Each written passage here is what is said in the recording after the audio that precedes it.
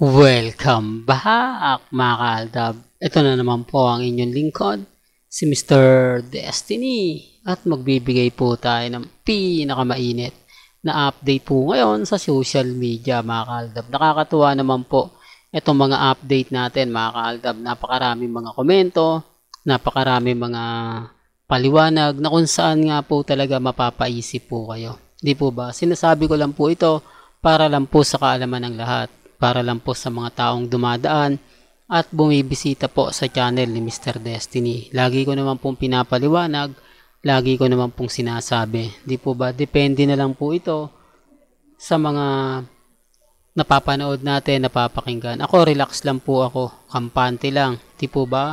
Ang dami kasing mga komento, ang dami kasing mga bali-balita, mga kaaldab, na talaga naman pong mapapaisip po kayo. Di po ba? Ito yung pinaka-latest post video ngayon na nakakatuwa po ang itsura ni Maine Polkerson. At dito mapapaisip po kayo kasi ito po yung pinaka-latest post ni Alden Richards. Di po ba?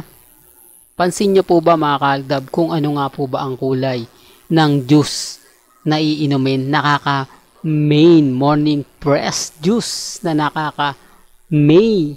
Dito pa lang may ano na no? May mali na. Hindi po ba?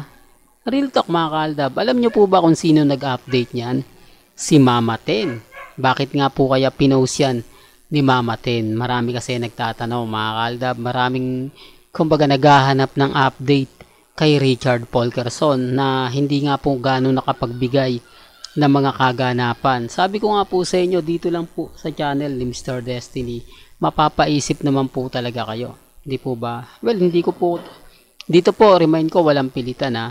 Hindi po ako namimilit. At dito po sa channel ni Mr. Destiny, ano man po yung mapanood ninyo, ano man po yung makita ninyo, mapakinggan po ninyo, relax lang. Hindi po ba? Huwag po kayong basta-basta maniniwala. Huwag po kayong basta-basta magpapa-apekto. Lalo na nga po, kapag ang pinag-uusapan natin, ang real life couple. Hindi po ba? Sa dami ng ebidensya at resibo na ibabatid natin, sa dami ng mga nagko-komento, nagsasabi na ganito ganyan. Real talk to mga kaaldab. May kanya-kanya tayong opinyon, may kanya-kanya tayong pananaw. Sa dami po ng ebidensya at resibo na inilalabas ni Mr. Destiny. Sa dami po ng mga sumasapol at humahawig naman po. Kayo na po bahala magkomento. Kasi kung ako po mga kaaldab, lagi ko naman pong sinasabi sa inyo, magiging bitter lang po talaga ako. Hindi po ba? Yun naman kasi yung pambasag nila kay Mr. Destiny. Yan naman po kasi lagi yung binabato nila. Kapag ako nagbibigay ng update, tapos may mga magagandang nakukuha tayo, yan yung mga sinasabi nila. Yan yung mga reaksyon nila. Basta ako kalmado lang, kampante lang. Hindi po ba? Sa dami ng ebidensya na inahatid natin, sa dami ng mga sinasabi ko at pinapaliwanag, depende na lang po yan sa sitwasyon. Depende na lang po yan sa mga sasabihin nila, sa mga nagiging komento. Basta ako mga kaaldab, lagi ko naman sinasabi, masaya po ako sa mga napapanood natin. Masaya po ako sa mga nakikita natin. Sa mga ayaw pong maniwala, sa mga nagsasabi na, yan, fake news yan si Mr. Destiny, hindi po ako namimilit.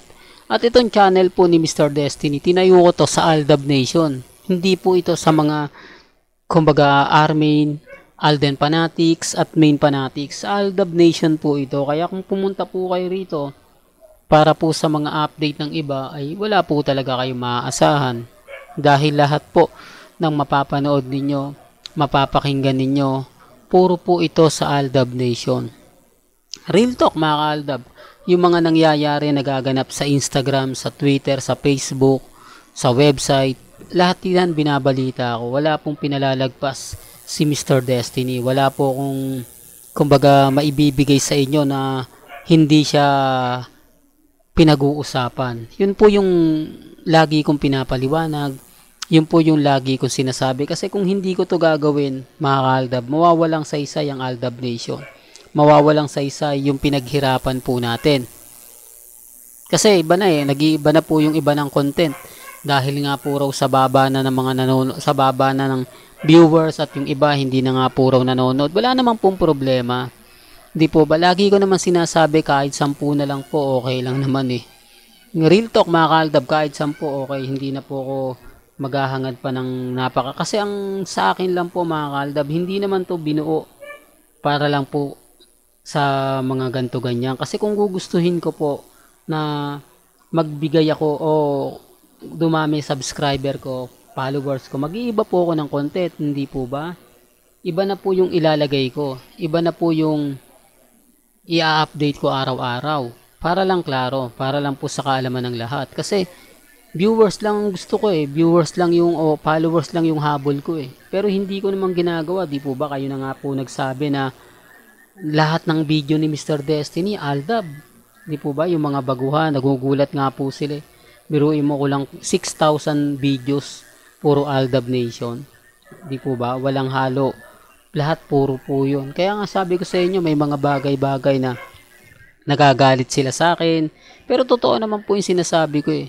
Totoo naman po yung mga pinapaliwanag ko. Hindi lang po talaga nila gusto yung nagbibigay ng balita. Hindi lang po nila gusto si Mr. Destiny. Pero sabi ko nga po sa inyo, kung iba po yung nagbibigay siguro ng update na to, yung masasabi natin na kila Mengay, kina Alden, kina Congressman, kina Catherine, Catriona, Sanya Lopez, at si Brent, nasa dulo ng dila natin, Glenda de la Cruz. So, di po ba? Yan ang mga gusto nilang mga topic.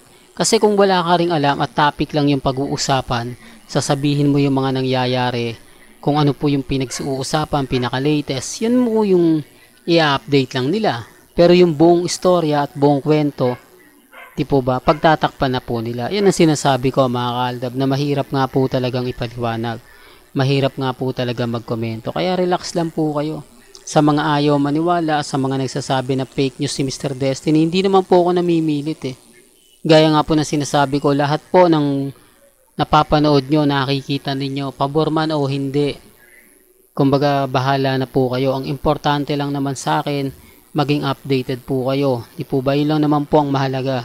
Kung ano yung mga kaganapan, kung ano yung latest, kung ano yung trending, dito nyo lang po sa channel ni Mr. Destiny na mapapanood. At syempre, makikita. Although sa mga website lumalabas yan, pero at least napapaliwanag natin ang gusto.